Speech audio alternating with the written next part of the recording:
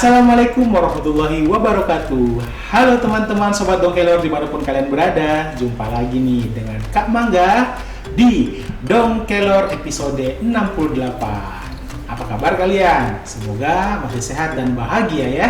Nah, seperti biasanya Kak Mangga akan ditemani oleh dua kakak pendongeng dari Dinas Perpustakaan Kota Makassar. Mereka adalah Kak Isti dan Kak Ubgar. Kira-kira mereka mau bercerita tentang apa ya?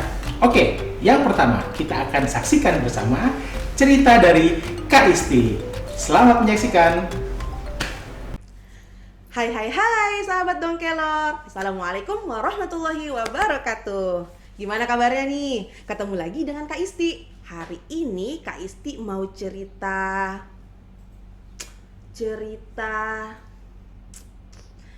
apa ya? Nah, sahabat Dongkelor, bagaimana ya cara kita menaklukkan seekor naga yang mengamuk? Yuk sama-sama kita ikuti kisahnya. Ini adalah kisah dari masyarakat Mimika, Papua, dari buku digital yang berjudul Biwar Penakluk Naga, yang ditulis oleh Watik Ideo dan ilustrator Daud Nugraha. Diterbitkan oleh hasil kerjasama Rumah Dongeng Mentari dan Indika Foundation.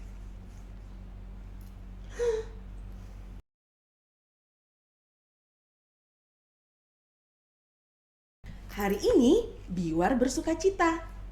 Ayah dan ibu mengizinkannya ikut ke hutan sagu.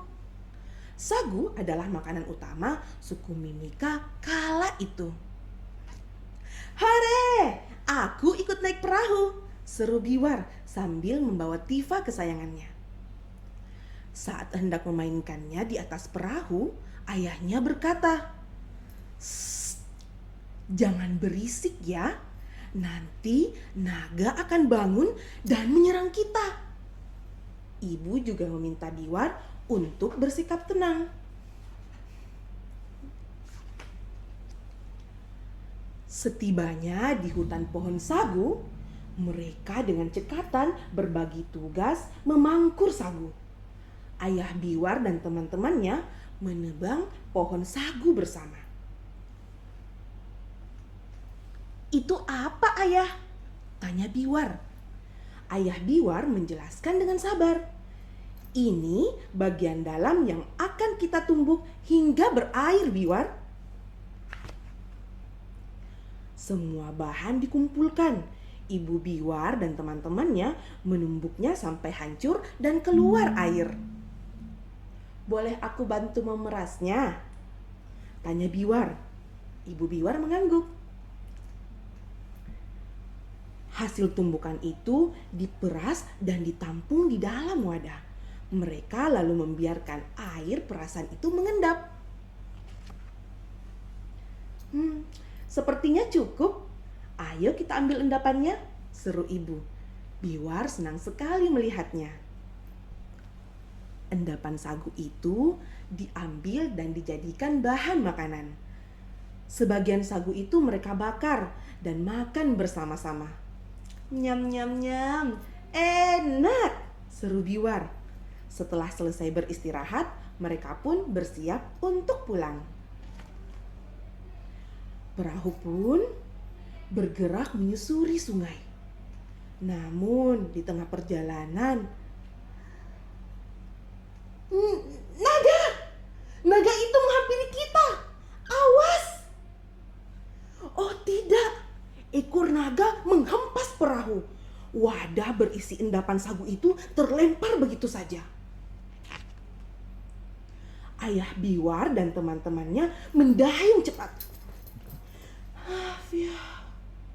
Untung saja kita selamat. Meski begitu, mereka sedih karena endapan sagu yang mereka kumpulkan hilang begitu saja. Namun ternyata naga itu mengikuti mereka. "Dayung! Dayung! Ayo, dayung lebih cepat!" seru ayah Biwar. Biwar yang sedari tadi hanya melihat, tergerak untuk memainkan Tifa miliknya. "Pak, pak, pak, pak, pak, Irama Tifa itu membuat semua bersemangat mendayung. Namun, tetap saja naga itu berenang lebih cepat. Biwar dengan cepat menyambar tombak yang ada di dekatnya. "Berhenti naga, jangan ganggu kami," serunya lantang. Tapi, sepertinya ada yang aneh. Naga itu tidak tertarik kepadanya. Ia malah menyambar Tifa milik Biwar. Pakpuk, pakpuk, pak, ketipak, ketipuk, ketipak, ketipuk, ketipak, ketipuk. Hei, lihat! Naga itu memainkan Tifa. Senyumnya mengembang. Wajahnya terlihat bahagia. Biwar meminta semuanya berhenti mendayung. Biwar berseru kepada naga, "Kamu ingin belajar main Tifa bersamaku?" Naga itu mengangguk. Biwar pun meminta naga untuk mengikuti gerakan tangannya. Pakpuk, pakpuk, pak, ketipak, ketipuk, ketipak, ketipuk, ketipak, ketipuk, ketipak, ketipuk, ketipak, ketipuk, ketipak, ketipuk. Naga itu bersemangat sekali, mulutnya tertawa lebar. Biwar pun tak jadi marah kepadanya. Biwar pun berjanji memberikan satu Tifa untuknya. "Nanti kita bisa memainkan Tifa bersama-sama," serunya. Lihat, naga itu memejamkan mata dan tersenyum bahagia. Apakah kamu bisa merasakan hangatnya persahabatan mereka? Lihat sekitarmu, ada banyak benda yang bisa mengeluarkan bunyi-bunyian seperti Tifa. Coba mainkan, seperti apa bunyinya? Nah teman-teman, itulah tadi kisah tentang Biwar penakluk naga. Sampai jumpa lagi. Wah, seru sekali cerita Kak Isti ya. Kak Mangga juga baru tahu ternyata ada seekor naga yang sangat besar tapi suka musik. Menurut kalian, cerita yang paling seru di ceritanya Kak Isti bagian mana? Tulis di kolom komentar ya. Nah, sekarang kita akan menyaksikan cerita yang kedua dari Kak Ugar. Selamat menyaksikan. Bismillahirrahmanirrahim. Assalamualaikum warahmatullahi wabarakatuh. Kembali Dong Kelor menampilkan suatu cerita dari Kak Ugar dengan judul Aku Ini Kelinci dari Myanmar. Penulis Yen Min Kyu, ilustrator adalah Haru dan penerbit adalah The Asian Foundation. Dalam cerita ini kita akan mendapatkan suatu imajinasi di dalam kehidupan kita sehari-hari. Adik-adik sekalian, mari kita mendengarkan cerita tersebut. Suatu hari, seekor kelinci coklat kecil pergi berjalan-jalan. Dia bertemu dengan seekor monyet di jalan. "Siapa kamu?" tanya monyet. "Aku seekor kelinci. Aku sedang berjalan-jalan." Monyet tertawa. Saat mendengar jawaban si kelinci, "Kurasa kau itu monyet karena kau coklat sepertiku. Kau tidak tampak seperti kelinci." Kelinci itu kebingungan, tetapi dia tetap berjalan. Tak lama kemudian dia bertemu seekor tupai. "Ayo kita manjat pohon dan bermain bersama," ajak tupai. "Kelinci sepertiku tidak memanjat pohon," jawab kelinci.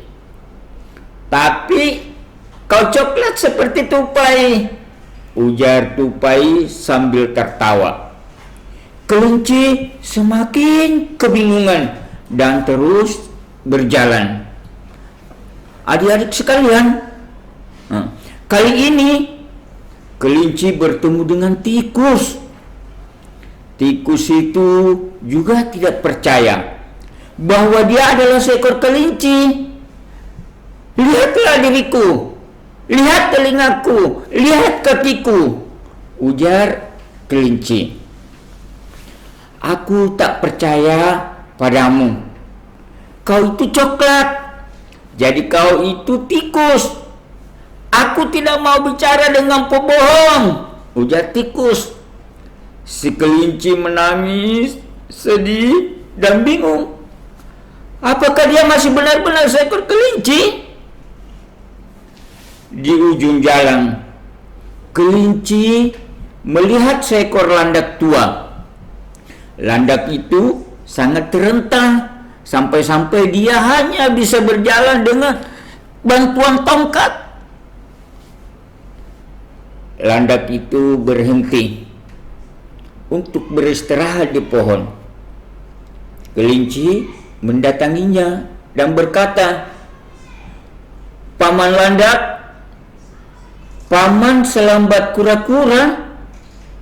Landak menjawab, "Ya, kelinci, aku tua dan aku jadi lamban." Kelinci terkejut, "Hah? Paman tahu aku seekor kelinci?" "Ya, aku tahu. Aku lamban, tetapi aku tetap seekor landak. Kau coklat, tetapi kau tetap seekor kelinci," ujar landak. Sekarang kelinci itu merasa sangat senang. Dia melanjutkan perjalanannya dengan penuh rasa percaya diri bahwa memang dia seekor kelinci. Adik-adik sekalian, begitulah perjalanan kelinci sambil berjalan-jalan melihat kehidupannya dan menyadari dirinya bahwa dia adalah memang seekor kelinci. Demikianlah adik-adik sekalian, dan mudah-mudahan kita dapat untuk nantinya menyaksikan dalam episode atau cerita yang lain. Assalamualaikum warahmatullahi wabarakatuh. Wah, seru. Kak Mangga suka banget nih ceritanya. Kelinci percaya diri banget ya terhadap apapun yang binatang lain katakan terhadap dirinya. Menurut kalian gimana? Tulis di kolom komentar ya. Dua cerita sudah diceritakan oleh kakak-kakak pendongeng kita dari tim Dongkel Perpusling. Nah, bagaimana? Seru-seru kan ya? Tapi Kak Mangga sudah harus pamit nih. Sampai jumpa di episode mendatang. Eits, ada hadiah menarik nih dari Bumi Aksara PTU Makassar untuk komentar terbaik yang ada di bawah. Oke, sampai jumpa.